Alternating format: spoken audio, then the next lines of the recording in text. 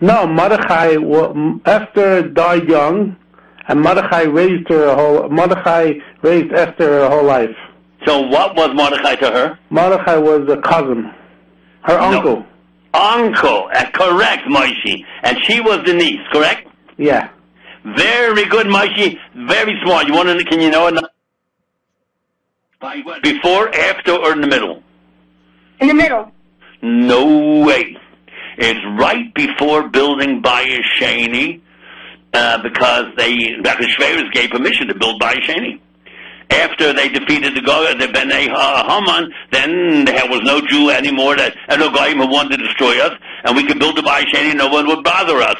So it was the beginning of Bayis Sheni. Hanukkah was in the middle, 200 years later. Esther Perel, you're a very smart girl. Can I ask you another question? Thank you. Yes. I'll ask you one more question. Tell me, how do you spell Purim? Hello? P-U-R... No, I don't mean English. I don't mean that. Oh. How do you spell... yeah? Pay? I'm confused now, sir. Confusing. Poo. How do you spell poo? I don't remember. Pei Vav, and then comes what? Yud. No, Reish, Pur. Right. Then? Mem. Yud Mem, Purim. Yep, you know what Purim means? Okay, stay on line. I love you, Next caller, please. Rivka, you on the air. Yeah, the question that I wanted to answer were answered, so could you ask me another one? Sure. Let me ask you, how old do you think was Mordechai? 20, 80, 100? What do you think? Hello? Well, he was around at the end of Bayis Rishon. Now he's at the beginning of Bayis Sheni. So how much you think he is? About how much? How old? 80. Yeah, right. It's 90, actually 95, because he was like 20 years old when the Bayis Rishon was destroyed, and 70 and 20 is 90, and they started to build the second Bayis. About 95 he was. Yeah, very good. Shandy, you're in the air. I want to answer a few questions. Go ahead. The first one, why there's no Hilchos Purim in... Yeah, go ahead. Because there's no Hilchos Purim, but there's Hilchos Megillah. What? There's Hilchos Megillah, but not... Ah, you're the smartest one. Hilchos Megillah. Wonderful. Why is there no Hilchos Purim? And in the middle of Hilchos Purim, you can tell me about the Megillah. In the middle of Hanukkah, they tell you about lighting the menorah. So why can't you have Hilchos Purim, and in the middle they tell you about reading the Megillah? Because the main point is the Megillah? Huh? The main point is the Megillah? Let me tell you, you're very close. You see, the Hanukkah lights must be lit on the 25th day of Kislev.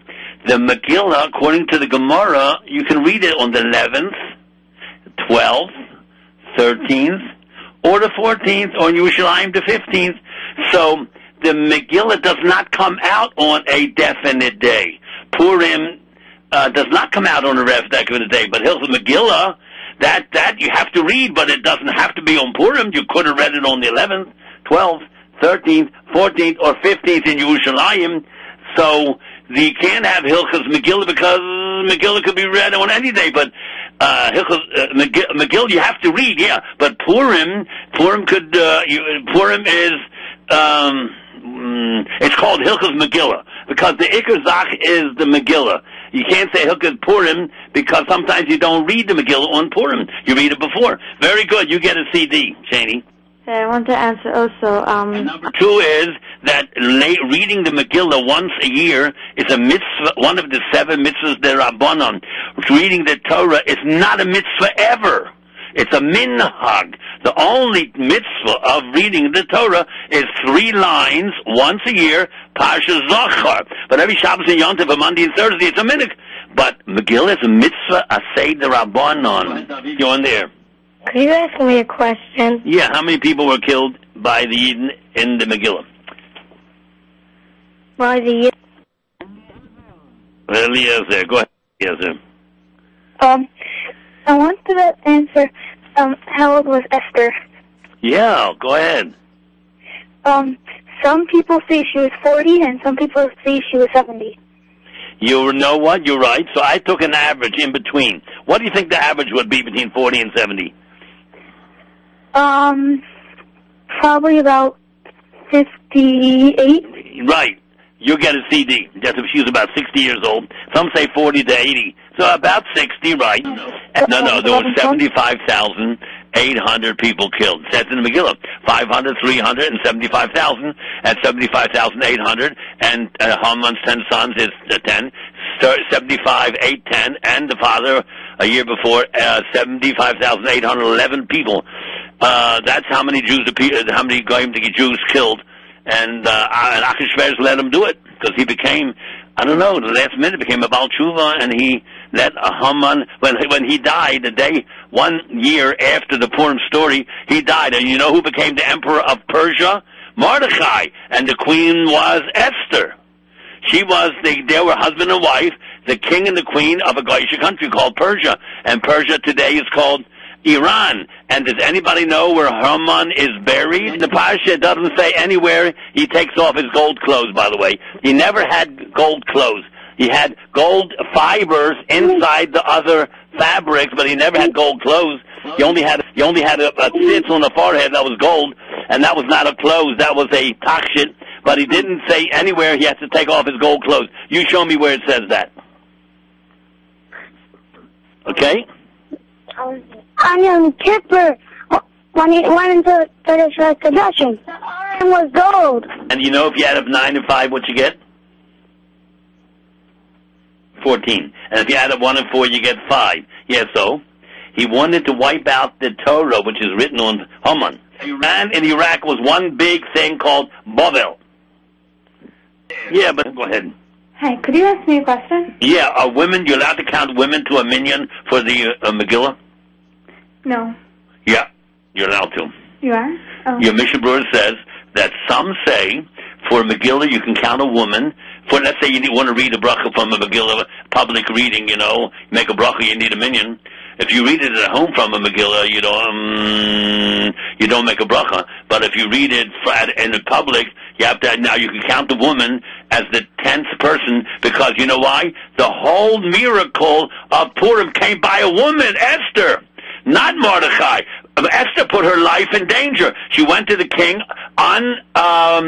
unannounced, and no one can come to the king unless he calls you. You could have your head cut off. She took a chance because Mordechai, her husband, who was the Gadol Hador, one of the members of the Anshi Knesset Agdola, he says, you better go into the king right now, take a chance, because this is the reason you became a queen. You're going to save Klal Yisrael. And even though he didn't ask for you, take a chance. He may kill you, but he may, like you and say, okay, what is it? What can I do for you? She went in and she said, I want to invite you to a party tonight. And then the next day, another party.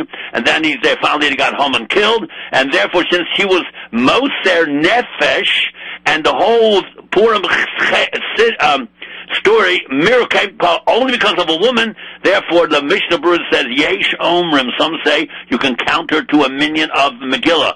100% right. Chaya, you get a CD. How's that? Thank you. What country did Purim happen in? Did what? Which country did Purim happen? Israel?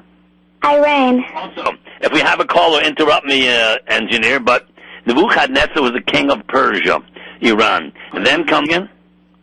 I want to answer where Haman and Esther and Mordechai were buried. Haman, no. But Haman was not buried. He was killed. But Haman, the Megillah's Esther in Tanakh, it was already closed to Tanakh.